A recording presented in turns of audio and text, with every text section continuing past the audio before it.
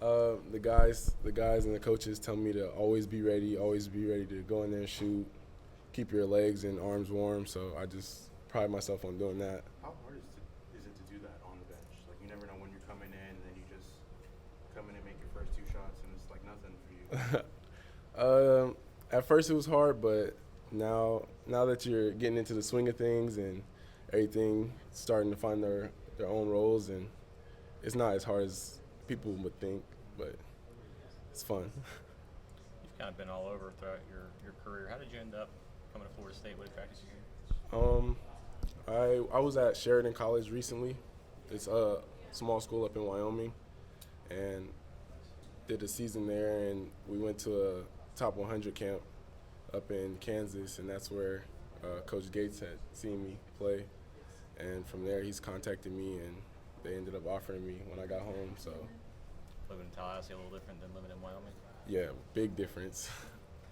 What I guess how would you describe this your first season here so far and getting adjusted to being in this type of atmosphere and playing the ACC, that sort of thing? It's definitely a big adjustment, but it's basketball. Everybody here loves to play the game, and they have the same mindset and goals as you. So it's not hard to catch on. Coach Hamilton was saying that if you can see the orange, you have permission to shoot. Just where do you get that confidence? It really starts from way back when I was little. Me and my dad just outside on the old basketball hoop just shooting. When it's 115 degrees outside, I'll still be out there shooting. And my dad just makes sure form is right, everything is right. So when I do have that opportunity to shoot, it most of the time goes in. Has this kind of been your role as far as previously in your career? Have you always been a guy who likes to spot up and shoot, or have you done other things? I guess, is this a new role for you, or is it something you've always done? It's definitely something I've done, but when you have a talented team like this and everybody could do the things that you can't at a higher level, then you might as well just do what you can and perfect it. Was there a time when you're growing up when you realized, hey, I'm really good at this? Probably my freshman year in high school, they put me on the varsity team, and I was a little too small to be on there, so I couldn't really drive in between all the big guys, so I started shooting a lot. So how tall are you at that point? Freshman year, I was probably like 5'10", 6 foot, something like that. Kind of see yourself in that Vinnie Johnson role? I'm sorry?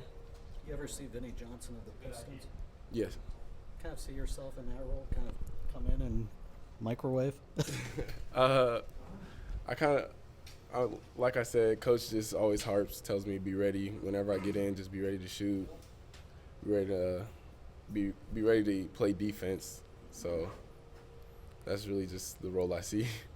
When you guys, that whole second unit, just being ready, being in games so early in the first half, spelling the first team, do you guys how does Coach give you guys confidence to be able to, you guys can do this and play here? It's kind of like a locker room thing. We talk about it, and we just always talk about how the second group always has to bring more energy than the first group. And like in practice, it's competitive. Coach is always talking about we need to talk more, so we start amping it up, and it's just sticks with us. Who came up with the Boom Squad nickname? I really don't know, but we like the name, and it really gets us going, so we're gonna stick with it. I kind of feel like it's a good mix of guys on the bench because you got Jarquez and Phil who are experienced. You and Brian coming in as transfers with that experience, and then the young guys. Yeah, we all learn from each other.